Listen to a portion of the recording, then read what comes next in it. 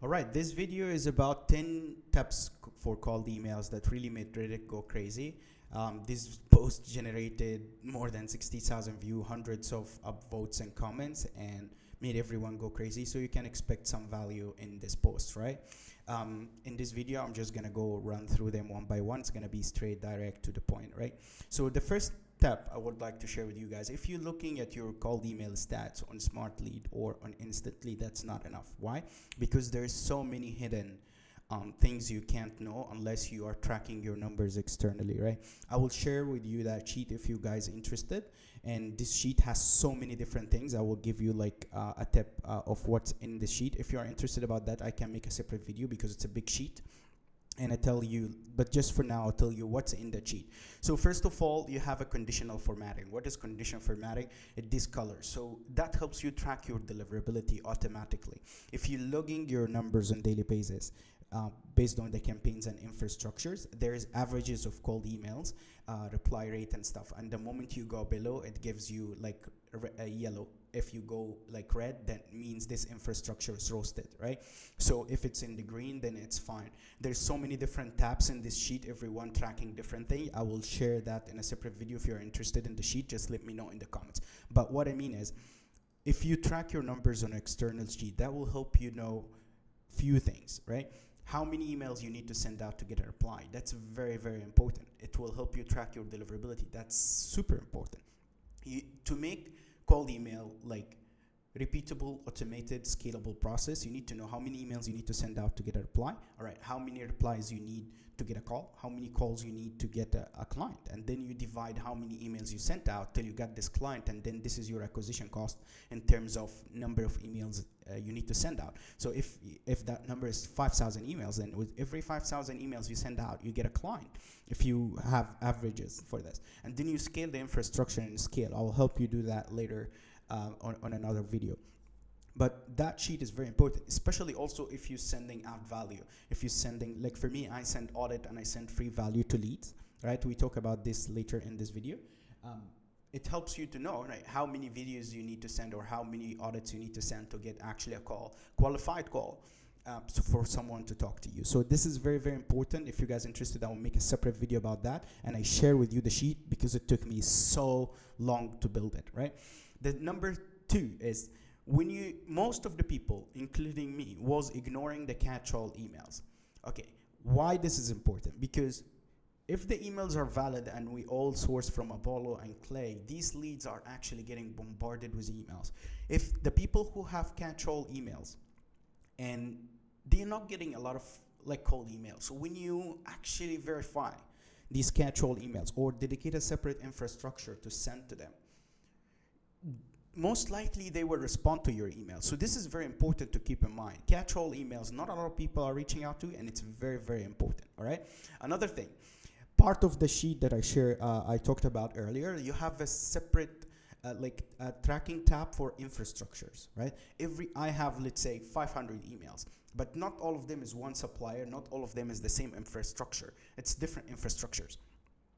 You need to diversify your infrastructure. That's number one. You need to have Google and Outlook if you're targeting enterprises, and SMTP. Why? Everyone has a pros and cons. That's a different discussion. But the point here, don't use two infrastructures in one campaign. Don't do that, right? Why? Because let's assume for a second one infrastructure is roasted and the other one is good, right? Here we track the averages to know the deliverability without keep running deliverability test every other day, right? But what if one of those infrastructures is actually delivering to inbox and the other one is not? Then you will not know that, right? Because the average is gonna be in the fine, but actually maybe one is really good and one is really bad. So you need to duplicate campaigns per infrastructure and have everyone separate, because you need to know if which supplier infrastructure fatigue faster and which live longer, which gets you the best replies, and all of that gonna be in the sheet that I'm gonna share with you guys. Here I track my infrastructure, the supplier, the status, the deliverability status of this infrastructure, and the sending volume and everything, and all of that in one sheet that has formulas. So the point is, don't mix your infrastructures. Have everyone separate, send separate, same copy, same target audience, but different campaigns. So you can Know your deliverability, right? This is very important. Don't make your cold emails personalized. Make it relevant. What is the difference here? Like if I reach out to you and say like, I get these emails sometimes. It's like I see you are in Dubai, so we can have dinner at X restaurant. All right, how is that adding value to you? Yeah, it could be nice sometimes, but it's not gonna make me reply because we're gonna have dinner in a specific restaurant. That's irrelevant, right? That's personal, something personal. Make it relevant. Like don't talk about like education and university and all of that stuff. Talk about relevancy. Here's relevancy example. Let's say you do short form videos, all right? If someone is doing long form in YouTube, right, and he doesn't have a short form, then mention that. That's relevancy, right? I see you doing long form content in YouTube and you're not doing any short form, so I sought to reach out to you to share with you one sample of a short form video that I made for you. That's super good email. Like not in exact like words, but as a context, you need to like work on how to script it right, and it's gonna be relevant. It's just gonna get replies because people, if you're doing content, right, it's really hard. I learned that from Daniel Fazio.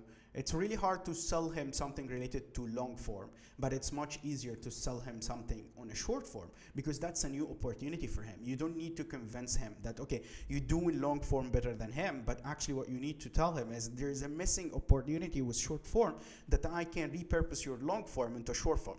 Like apply this concept on every single thing.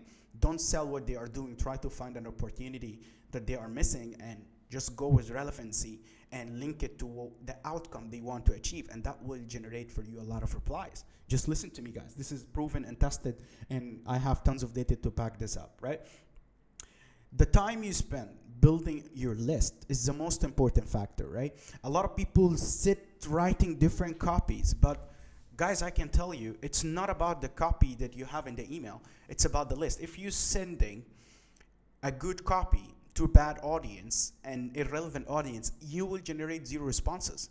But if you have a good target ICP with okay-ish copy, it's gonna generate poor results, but still it's a result. So you have to nail your ICP first and then A/B test the copy. And you can A/B test on a different campaigns your ICP, but you should know who's your ICP, who's your target audience. What I do is I take all the positive replies I get and enrich them and look at their titles and I look, okay, how many people replied with that title? How many people replied with that title? Okay, what size of the companies in each title? And you get to understand, all right, which title replies in which target audience in which company size. Because a guy in a company that have 20 people is different than a CEO of 500 employees company. That's completely different person. He's different responsibilities. He will not respond to the same things. His objectives and goals are different. So you need to understand these things. And all of that gonna happen from the sheet also that I'm going to share with you if you guys are interested. So good copy, bad target audience won't work. Good ICP and bad copy will have poor results. So nail down your ICP. And if you have a good ICP, A/B test the copy till you find the winning one, all right?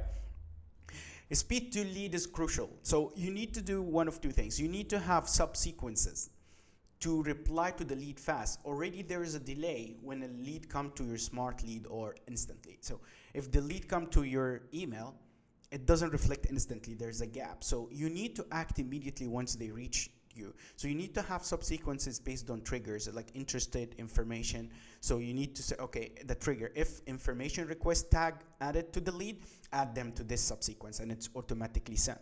And then you can have another tag which is called custom, and this custom is like basically you need to reply manually. But at least for all the people who reply, I need more info or I'm interested or whatever, you need to reply quickly within 5 to 10 minutes if you don't have an appointment setter to actually reply to them, or an inbox manager, or you have someone who called them. That increases your book call rate from positive reply ratio significantly. Because when you reply or send a cold email to someone, actually they will forget you anyway. So like after they respond to you, if you took 2 days to reply to them or even the next day, like you reduce your chances of them replying to you significantly. So make sure you have speed to reply. Right? Use soft call to action. This is very important, and give upfront value is the most important one.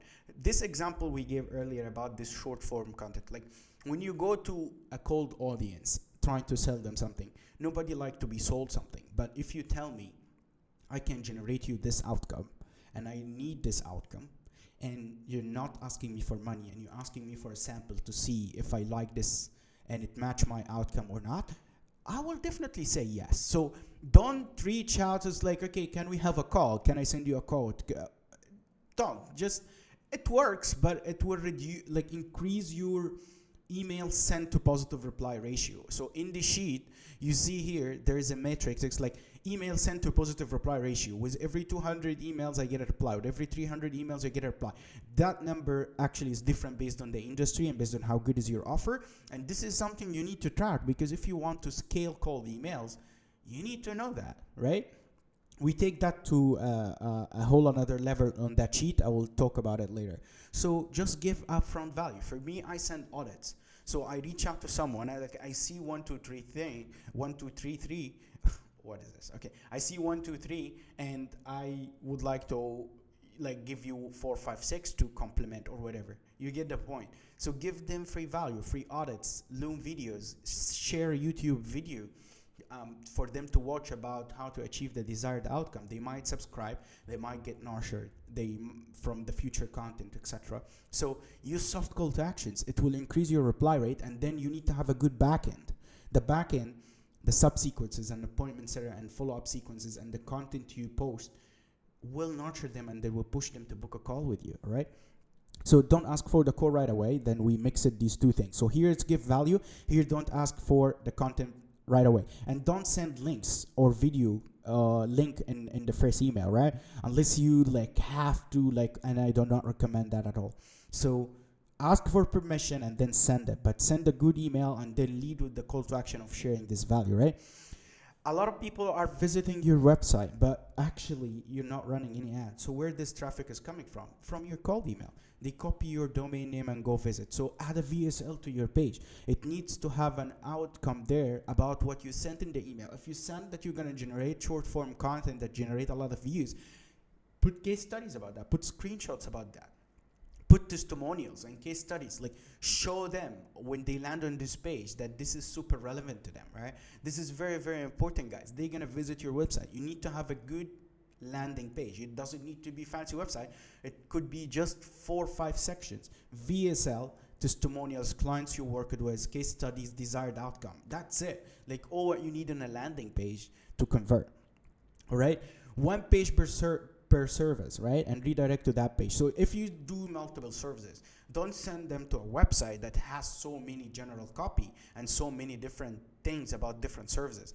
One infrastructure, and this infrastructure domains are redirected to a specific page, and this specific page is talking about what you send for this audience.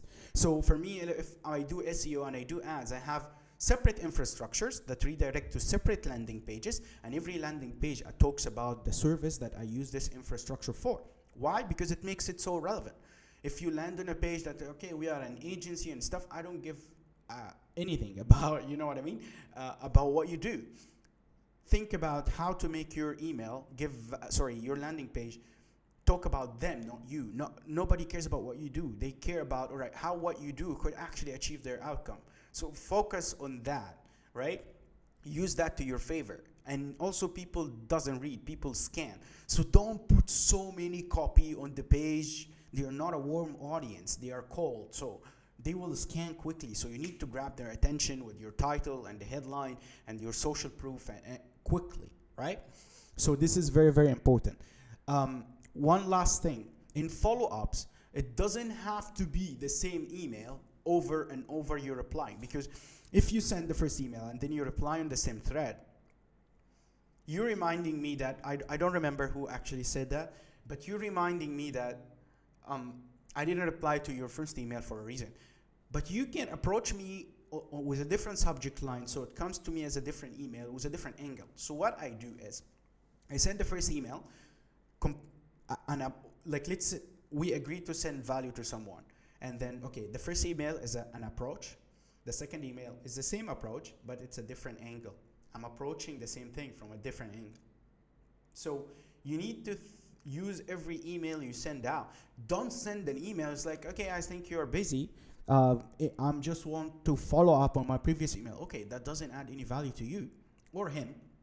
So what you need to do is send a new email with a fresh angle, with a fresh, like, approach, right? That could, because people, as we talked about, the ICPs respond to different things. So you need to have different approaches for different people, and A/B test and understand which actually email generated the best result. And this email need to go to be the first one you send out, and then the second one, and then the third one, etc. So don't just bombard people. And for the love of God, they will not remember who you are, and they will not link, okay, that you are the same guy who sent to them yesterday, unless you're a very famous person, and you send the email the day after. Like, just leave few days gap, and they will not remember that you are the same person.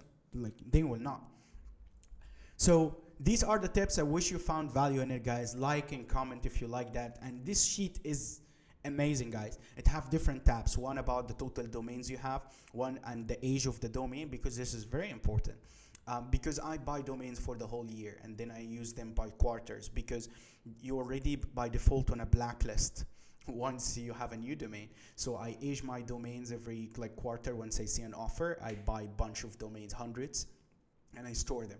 And then you track everything in one sheet that tells you the deliverability. It tells you how many emails you need to send, how many emails you need to get to send to get a client, and so many. If you need that sheet and you need me to make a video about that, just comment and like.